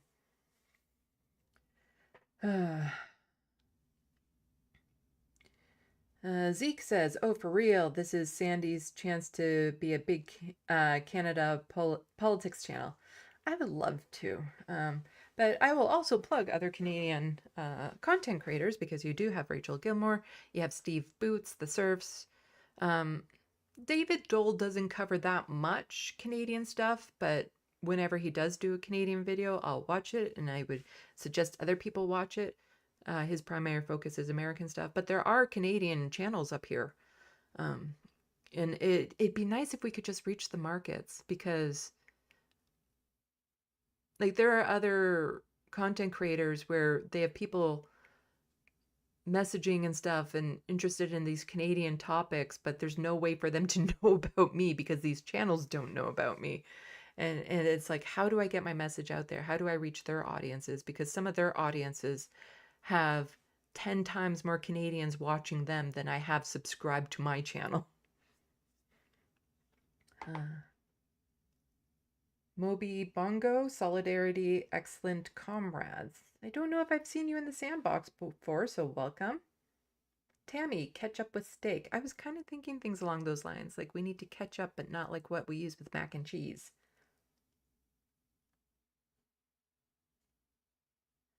Marty, leftists need to stick close together and stand by each other and form close communities with each other, especially in these crazy times. We need to unite and work together. Cross-border solidarity. I'm going for that all the time. Yeah. We do need to build our networks up more on the left, and not just between content creators, but between different organizations, across borders, make global movements, because that's what the right did. They have a global movement, like this right-wing turn. It is just the end result of capitalism, but it's also they've networked globally to, push their narratives and stuff. And the left just does not do that in the same way. Oops, it jumped. Where was it?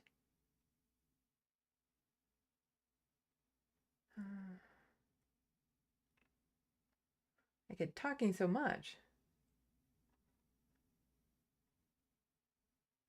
There we are. Mudbud's great guest. Yeah. Marty, what happened to your eye? You would have to watch the beginning of the stream to know what happened. It's nothing major, just a minor procedure had to be done on my eyelid. There was a mole on the bottom edge of my eyelid that was actually rubbing against my eyeball, so it had to be removed. And so yesterday I got that removed, and that involved having a needle shoved in my eyelid to freeze it. And then they cut it off and they cauterized it, and that smells. But my eye, it looks fine right now. Like it's not swollen, there's no discoloration, but the wound where they removed the mole, like the mole was rubbing on my eye, now the wound is rubbing on my eye, which makes it worse. So this padding actually helps to keep I have padding under here to keep my eyelid shut, so I'm not feeling it going up and down when I blink. Especially when I have all these lights on, I tend to blink more. I can't wear makeup on the eye, plus I have to put an ointment on like 4 times a day, so it looks very greasy and yucky. So this is just better for now. But, in about a week or so, I'll be able to take it off and everything will be fine. In Looney Tunes 9000, yeah, have you turned into a fucking pirate, Sandy? No, this is an actual medical thing. Thank you very much. That I didn't have to pay anything for. Because there's going to be a biopsy done on the mole and everything, and we didn't even have to pay for parking because the gate was up. But it's fine. It doesn't hurt. It's just more irritating because it's itchy and I want to itch it and I want to rub my eyeballs and I can't. And when I feel it, the wound and stuff, but once it heals, it'll be fine. So now for all the people who missed the eye story, you got it. But I just had it done yesterday, so I still have about a week before I can put on eye makeup, although it's like 5 to 7 days for me to put the ointment on still. So Depending on when I do my next live stream, I might still have this on.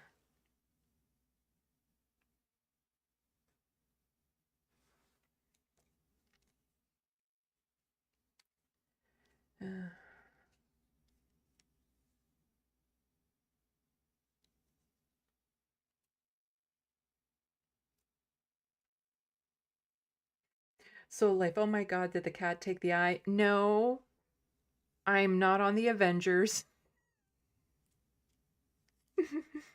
I didn't have a cat scratch my eye. A cat capable of swallowing people and stuff.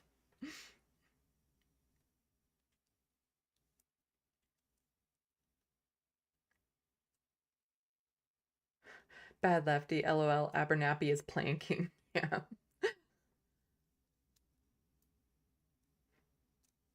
Yeah, he really seemed to be into that. He doesn't, it's not that he minds when I hold him in the baby position, but he doesn't normally keep it, and I don't force him into staying in a position just for my sake. But he seemed to be really liking it. Rachel Atwood, did I miss Rayyvana? Yep, she was on. So you have to go back and watch the stream. She didn't have too much time to stick around today, but still appreciate the time she was able to give me. We had a great conversation. Hermit Horologist. I've never really liked social media. Had Facebook for a couple months when it was still new, never Twitter, but did just make a Blue Sky account. Yes, I know. I think we follow each other there. So I did not get eye surgery. I got eyelid surgery, and it's hard to even call it a surgery. It took 5 minutes. It was a procedure. I wasn't sedated, no drugs involved, no painkillers, even because it doesn't hurt. So that's what that is. Rachel Atwood also saying I can't stand Jank, especially his latest venture into performative isolationism. It's just cruel and idiotic.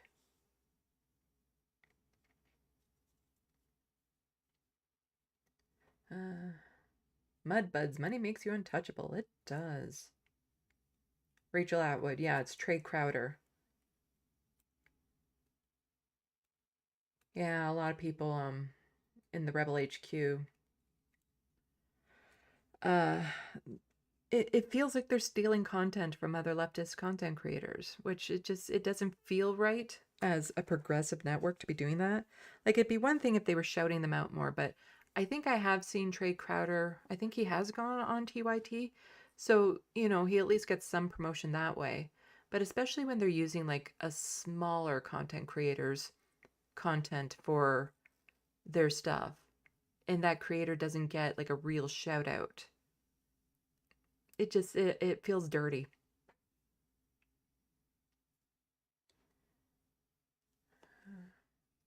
Oops. Where did we go? Bad Lefty, and people hear the same carousel of stories from all their favorite creators. Sadly, disability issues are criminally undercovered. Yeah. Trevor Borens, it's disappointing to see what Jank and Anna have become. I've seen a few clips of them since the election, and it's very depressing. Bad Lefty, oh shit, I never said thank you, Rayyvana. Hopefully we'll see you soon. Take care. Yeah, you guys can find her, have all of her stuff linked below. Plus, check out the Power Report with Dan from the web, and she's on there every other week. Hopefully I get to go back on soon.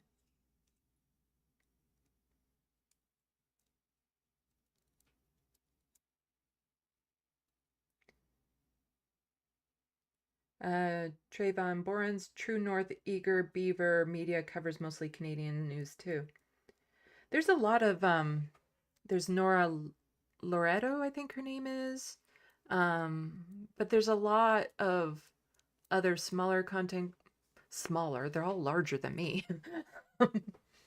But there's lots of content creators in Canada that are on the left that just don't seem to get the same attention.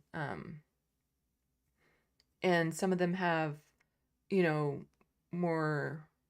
One is a pro-Palestinian account who covers Samira, I think her name is, has her own channel and stuff, and they're out there. You just have to find them. Like, it was only recently that I found Steve Boots, and he's a much larger channel than me.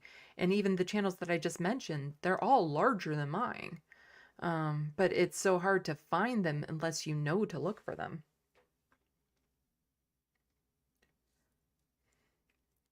Bad Lefty, they sound annoying AF. The itching would drive me mad. Wishing you a speedy recovery, Sandy. Yeah. Like even overnight, so I have the padding on it right now to keep my eyes shut so that I'm not blinking. But then overnight when I'm sleeping, I don't need that, but I'll keep the eye patch on so I don't in the middle of the night, not thinking about it, like rub my eyes. Cause it's very, oh, the more I think about it, the more it's itching. So I don't want to think about it. Comedian in WW, I think you're rocking the eye patch. Well, thank you. Bad Lefty, Sandy can't get over how big he got. Abernathy is a huge cat. Like Frodo. I've always recognized that Frodo was a big cat. But he's skinny and stuff of that sort. But he's very long, like nose to tip of tail. He's almost 3 feet long. So Frodo is a big cat, while Abernathy's now about the same size. His tail isn't as long and poofy. But body-wise, they're about the same size. Only Abernathy's very rounded as well. He's a big cat. Bad Lefty. Aw, but the drugs are the best part. Yeah, no drugs needed for this little surgery. Got the follow-up in January. Didn't have to pay anything. And I'll find out. I guess I'll find out if it was cancerous, part of the biopsy. It's routine. I'm not suspecting it was. It was just a mole. Hermatologist, LOL. I'm only following Sandy and Steve Boots.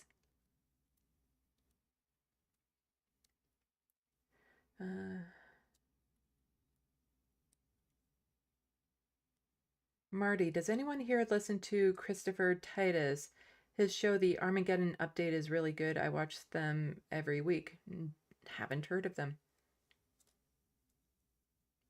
Christy Zed, I can't put my finger on it, but there's something different about you today, Sandy. You can't put your finger on it, can you?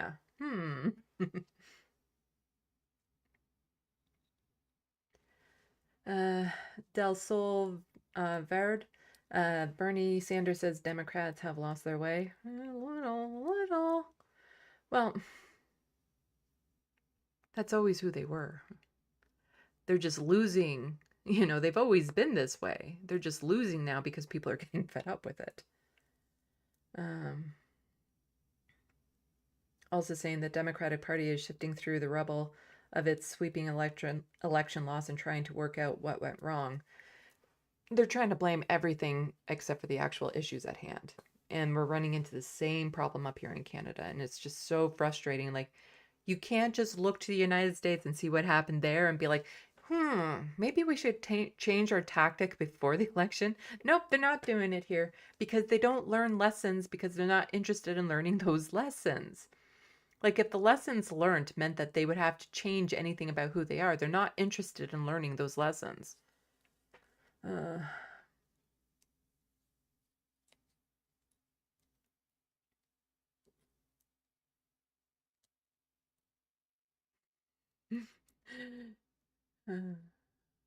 It looks like you were having some issues with autocorrect on your phone, Bad Lefty. Hermatologist, my rag dolls are pretty big cats. Yeah, it all depends on the breed. Abernathy is a Bengal mix, so he might not be quite done growing yet, but since he's almost 2 years old, he should be done quite soon.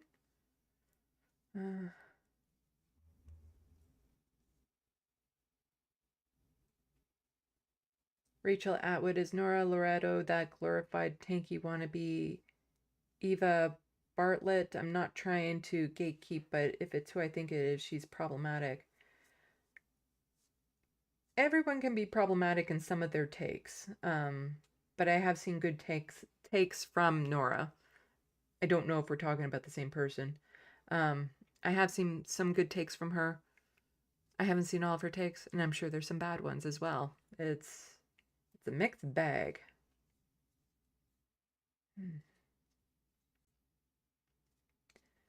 I want to show you guys a drawing I've been working on over the past week.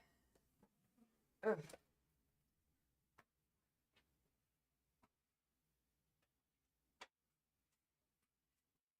I've showed it before, but I've been making some progress on it.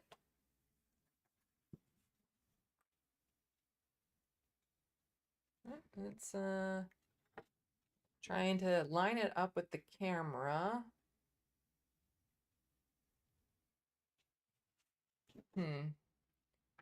There's too much glare on it. Let me just turn this off for a sec.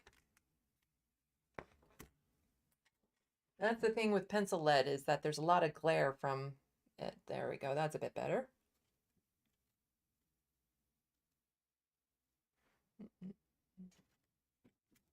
Let's do this one too.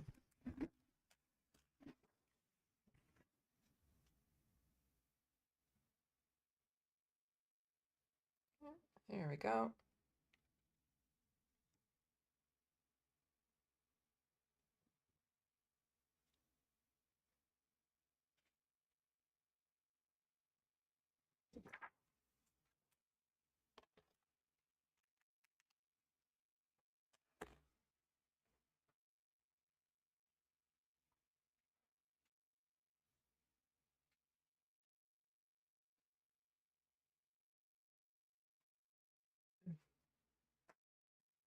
Oops. So that's about 10, just under 10 hours of work so far on that. And there's still a long way to go, believe it or not, because it's a large drawing. It's a 14 by 11. And I'm doing it that large because I want to do like hyper realism. And I've been enjoying working on it. And I've been recording the entire thing because I've been drawing it like right here, looking at the screen for the picture that I have for reference. And that was a cat of mine, a very rare kitty. Male calico. He was gray, white, and he had hints of brown around his stomach, and there were on his face, but then they grayed over time. But just around the edge where the gray met the white on his stomach, there had been some brown and stuff. So very rare for a male to be a calico, but he was. And his name was Thumper. And he was a very dear kitty to me.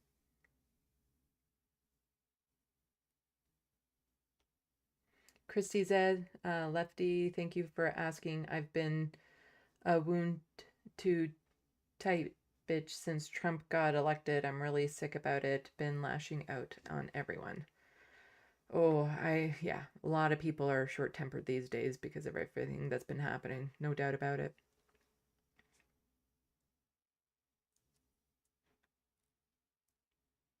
Rachel Atwood, sorry, I've got zero patience for Kremlin apologists, especially thousands day of all-out Russian invasion of Ukraine. I've never heard any of her takes on Russia, and I'm not keen on Russian apologists either.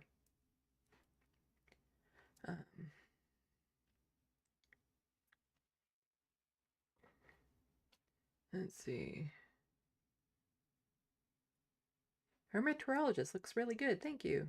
Chrissy said, wow, I can't draw good stick people. I'm sure you can. Rachel Atwood, most North Americans don't realize how much worse it's going to get in Ukraine after a couple months, or else they just don't care. Especially with Trump getting into power. Like, what's going to happen over there? It's devastating. It's heartbreaking. It's devastating. And what's going to happen in Gaza, in the West Bank, then Lebanon, and all, it's devastating. Because at least the Biden administration was supporting Ukraine, but I don't think Trump is going to have that same support in place for them. Rachel Atwood, how is a male calico genetically possible? It's just extremely rare. It's the same. There are such things as like female orange cats, but the vast majority of orange cats are male.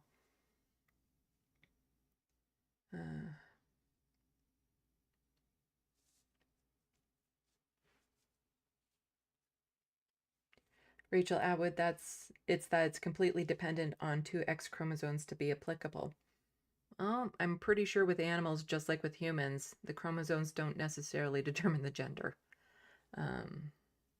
But he was a male kitty with, he had to be neutered that way. Who's to say he didn't have 2 X chromosomes, though? Because we have lots of variety in humans. why wouldn't there be lots of variety in animals as well? Which is why it would be so rare.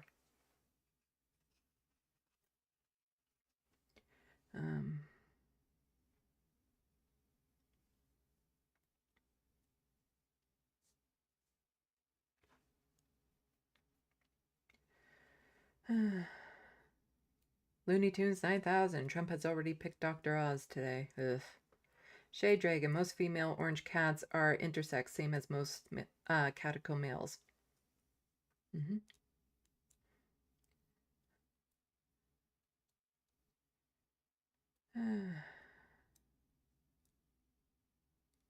Yeah, okay.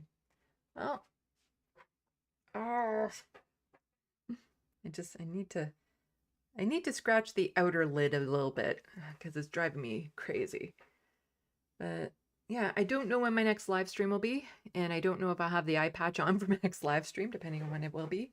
But there is lots of Canadian news for me to cover.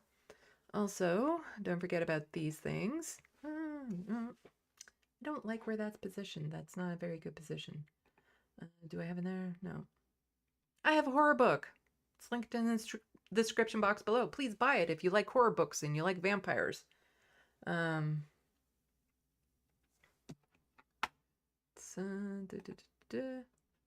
do art. Please check that out.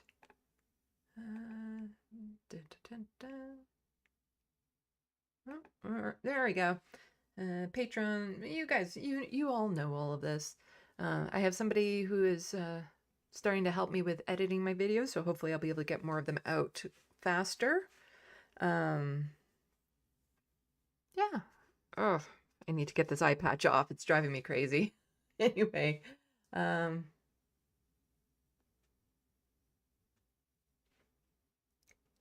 True Rift, just tuning in due to the eye patch, and I'm deeply saddened that you're not going on a pillaging spree.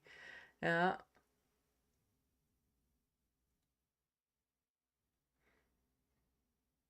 Crotchety, I'm just listening while I talk. Hermeteorologist, I thought it was a good book. Did you read the book? Because I'm dying to talk to somebody who's actually read my book. It's called Necroplasm. Do I have the other one? Let's see, image. Existing.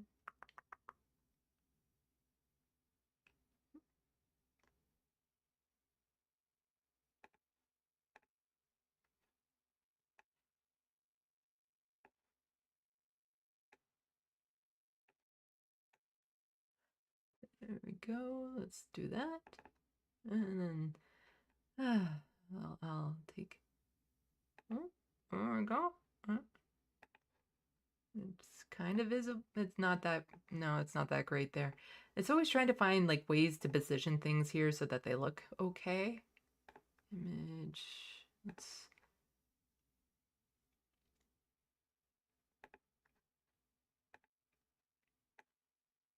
That one's not so bad. You can see that bit better.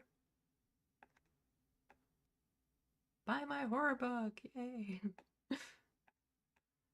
Yeah, I'm dying to talk to people who've read it to see if all different things are kind of caught onto and stuff.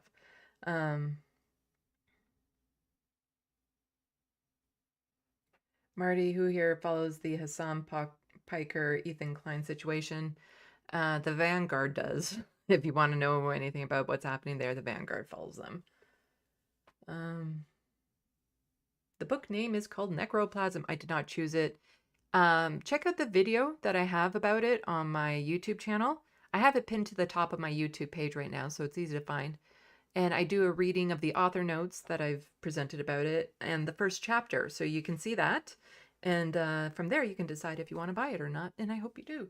And for people who become a Jack in the Box tier patron, you will eventually get to see the entire video of the full book of me reading it. Story performance. It's not just a dry read. I kind of put the emotion and facial expressions into it when I can. So if you're interested in my book, you can go to my YouTube page and look for Necroplasm, the story reading, and from there, there's links in the description boxes and stuff where you can buy it on Amazon.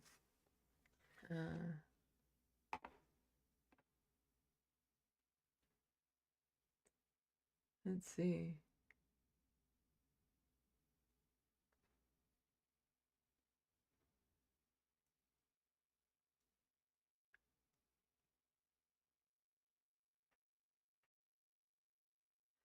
Okay. Yes, Trevor Barnes. Apparently they're called Silly and Billy now, according to some other networks. Again, part of my frustration with TYT. The only other time you hear about left-wing channels on TYT is when Jank is attacking them.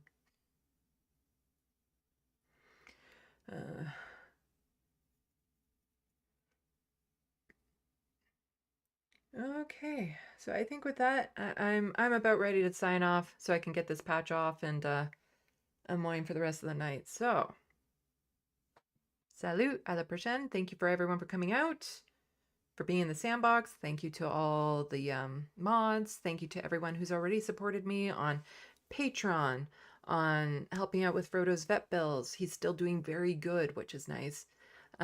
Who have purchased things off my Amazon wish list. Like, all of that helps so much, and I appreciate all of you for watching and helping to get the message out. And if you want to see me on shows like the Leftist Mafia or the Majority Report, bug them. You guys have, I can ask, but it helps if other people also be like, hey, you should get Sandy on to talk about, you know, the upcoming Canadian election or something. Bug them. Maybe after my eye has healed completely.